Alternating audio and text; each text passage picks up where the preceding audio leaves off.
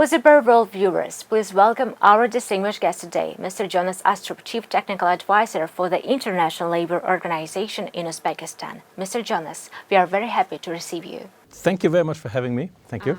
Mr. Astrup, my first question will be related to long working hours. According to the World Health Organization data, overall it is said that 55 hours or more a week is associated with a 35% higher risk of stroke and a 17% higher risk of ischemic heart disease versus to a 35 to 40-hour week. In addition, there is a shred of evidence that when countries go into national lockdowns, the number of hours per week increase by about 10%. In early 19th, Uzbekistan has ratified the 47th Convention or 40-hour Convention. Well, first of all, thank you very much for raising this issue. The first principle should be that nobody should go to work and have their health impaired as a result. So if you go to work, you should not be exposed to chemicals, to stress, to economic situations, to health and safety situations which impairs your health. That is the basic principle that underpins the ILO standards and ILO conventions on this issue. And you're right, Uzbekistan has ratified a number of ILO conventions, 17 in total, in fact, which is very positive because it means that Uzbekistan's legislative framework is based on international standards and international best practices. Maybe before we get into the details of each of the conventions, these conventions, the ILO conventions, are not developed by some professors in Switzerland or in New York. These conventions are developed by governments, employers and workers from all over the world, including Uzbekistan. So when Uzbekistan ratifies an ILO convention, it is not adopting something foreign, it is adopting something that it itself was part of developing and setting. And I think that's quite important. It's a consensus standard, it's a consensus convention, it's a consensus among employers, workers and governments around the world. Uzbekistan has ratified 17 conventions so far, including all the 8 fundamental ILO conventions. So one of them, you're right, is about working hours, and there are certain standards set for what is considered to be reasonable and safe number of working hours. And so these standards are based on science. They're based on what is considered to be a safe limit. And also I think it's not only about safety. I think if I was an employer, I would also take the view that there's an element of productivity in here. People are more productive when they're well rested, when they're healthy. And so there is a natural interest in not make people work 100 hours per week, for example. Many countries have ratified the 47th ILO Convention, but in fact, little cases occur worldwide. What to do to ensure the limit of working hours? I used to work for the toy industry.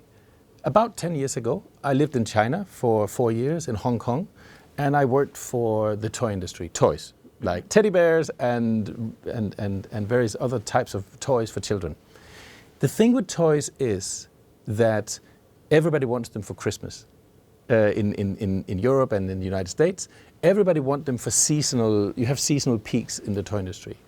That led to a situation where workers in toy factories in China were working 100 hours per week in the month leading up to these peaks, such as Christmas, for example. I understand in Uzbekistan the peak may be different, but you have different peaks in different countries. Here's the thing, that is not an area that to solve this problem, it's not only about changing laws and regulations, it's also about changing the way the industry works.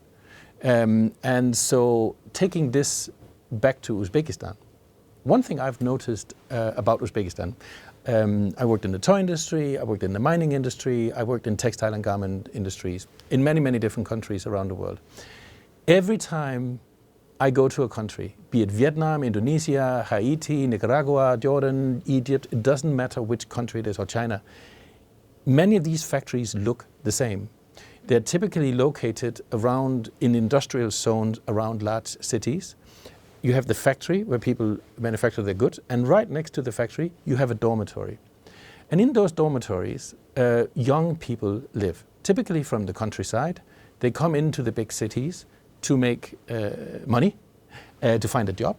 And they find themselves living in a dormitory, far from their home, and they end up working, in many cases, excessive hours. In some cases, up to 18 hours a day. So you only get 6 hours rest and 18 hours of work. And that happens because the industrial setup is such that these factories, there's not enough capacity. So you have to run the factories too many hours a day. And you have workers who are away from their communities and away from their families, and they are easy to exploit. They're desperate for the money, and they don't have anything else to do maybe, so they are maybe even willing, in some cases, to work extra hours if they get paid extra. That's a separate issue. And bringing this back here to Uzbekistan, if you look around Tashkent, you don't see a big industrial area with lots of factories with dormitory buildings. I have noticed that the textile clusters that are being introduced in Uzbekistan are located out in the provinces and in the districts.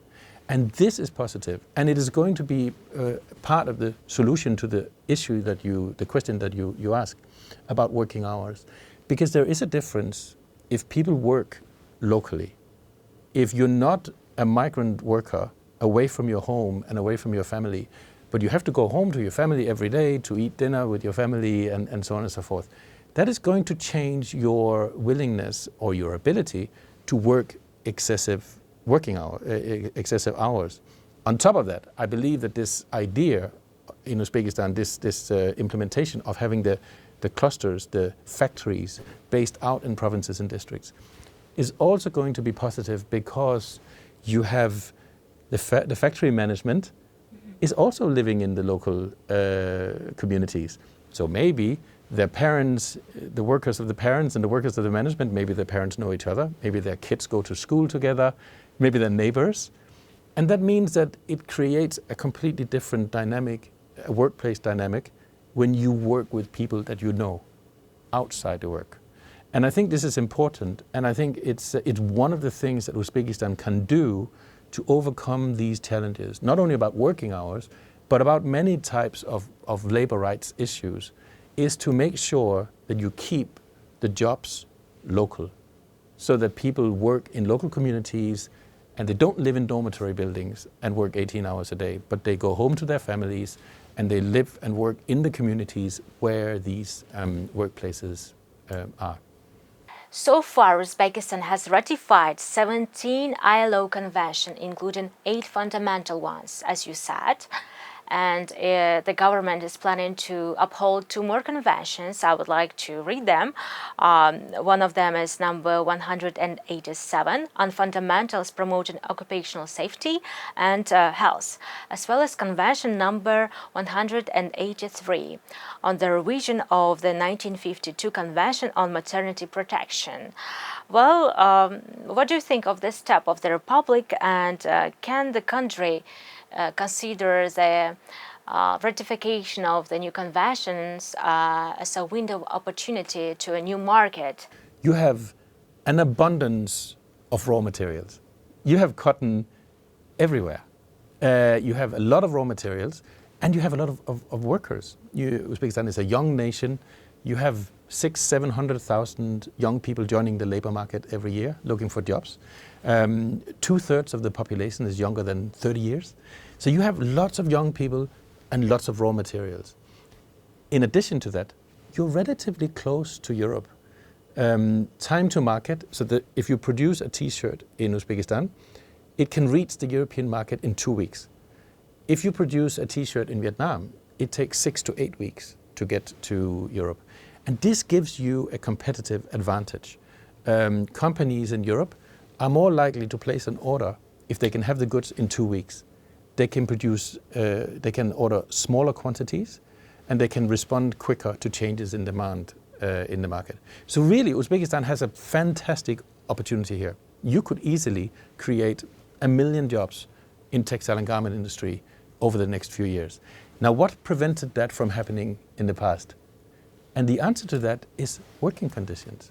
Because Uzbekistan, as many countries in the former Soviet Union, had a tradition of involving children in cotton picking, for example. And this is normal. It happened anywhere. In all countries in the world have gone through this. Even if you look at the former Soviet Union, children in all countries participated in harvests. Some were picking grapes, some were digging potatoes, some were harvesting onions, apples. In Uzbekistan, it was cotton. Thankfully, we are now in a situation where there is no more centralized mobilization. There's no more centralized mobilization of school children for the cotton harvest. Uzbek children are back in school, where they're receiving their education. The teachers are also in the schools providing the education. Nurses and doctors are in healthcare institutions and hospitals doing what they're supposed to be doing. They're not out picking cotton. So things are back to normal.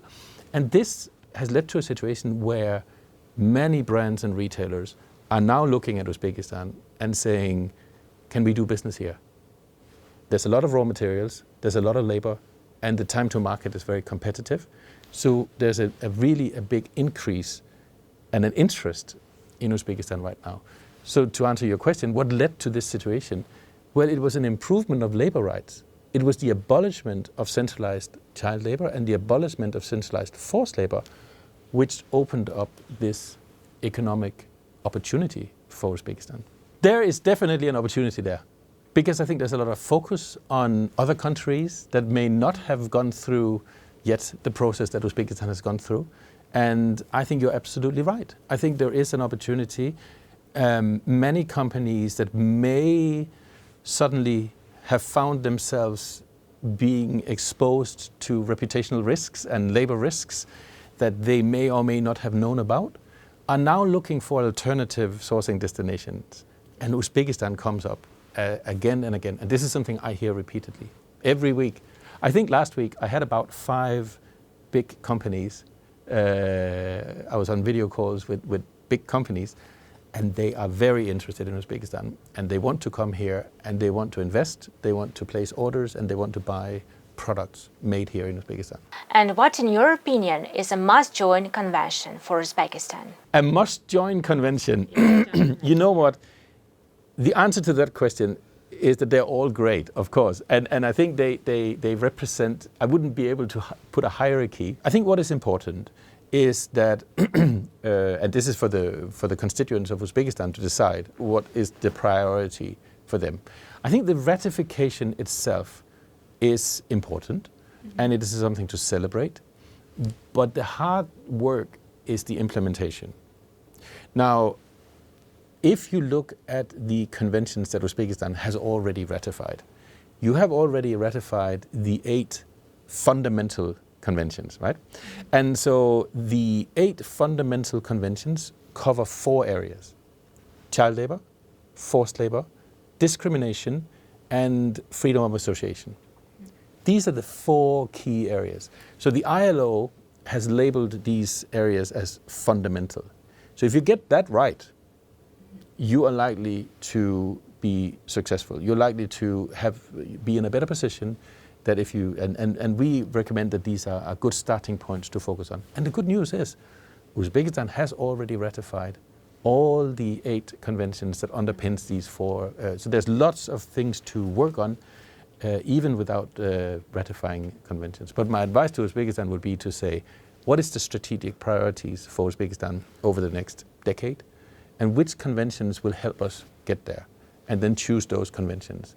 Not let the ILO tell you which conventions to ratify. It's a choice of Uzbekistan to make that decision. You have 600,000-700,000 young people joining the labor market every year. You need hundreds of thousands of jobs generated in the country every year. And the way to get there is not to grow more cotton, but to use the existing cotton and take it from a raw material to a finished product, and preferably a finished product with as high a value as possible. So I think this is the opportunity of Uzbekistan. Not so much the cotton, but the processing and the manufacturing and the marketing in the upstream supply chain. According to Uzbekistan's Ministry of Labor, the number of complaints over forced labor in 2020 decreased by 40% comparing to 2019. What do you think is the reason for the decline? I think when people become more aware of their rights and when people feel free to speak up, they are likely to raise concerns, ask questions, and complaints. So I think if you see an increase in the number of people calling the labor inspection and complaining about something, that's a positive thing. It's tempting to say that must be a negative thing. More people are complaining, there must be something wrong. But I actually think that it's a sign of health. But it decreased. It decreased. Yeah. So you see, if you look at the number of complaints in the labor inspection hotline, it has a trend that goes like this. It peaked up in 2019, and then it has come down ever so slightly since. I believe that this corresponds quite well to the issue at hand, which was about, we're looking at forced labor numbers here. Our data shows that the actual prevalence of forced labor in the cotton harvest follows the same trend. It's going down. There is less forced labor in the cotton harvest every year. So it is normal to see fewer complaints. But what you may see is people becoming aware of the ability to contact the labor inspection and to have their cases resolved. Anybody in Uzbekistan can pick up the phone and call 1176, and you get through to the hotline of the labor inspection. You can raise a concern, ask a question, file a complaint, and the labor inspection will come and investigate and resolve the issue if possible. When more and more people become aware of that, I think they will not only raise issues about forced labor, but they will raise issues about working hours, health and safety, maternity protection, all kinds of things that are all relevant to the labor inspection. So I think that as more people become aware of this function, this service, more people will use it. How do you assess the ministry's latest activities? I believe that what we have seen from the Ministry of Labor, I came here in 2017. I have witnessed personally a very, very significant change in the way the ministry operates, the way the ministry is implementing the laws and regulations and ILO Conventions in the country. I have noticed how the labor inspection is doing a significantly increased number of proactive inspections. So they're not just waiting for people to contact them, but they're going out and proactively. The ministry is playing a key role in facilitating a dialogue with civil society, with human rights activists, with labor activists in the country. Historical. It was the Ministry of Labor who took the initiative to begin this process, this dialogue process with critical people who are completely independent from government structures. And I think this shows vision, I think it shows courage, and I think it shows that the Ministry of Labor is well equipped to take Uzbekistan through the next stage of the reforms. Okay, thank you so much for joining us today, Mr. Astrup. You're very welcome. Thank you very much for inviting me. We hope to see you next time as well. Thank you. With pleasure.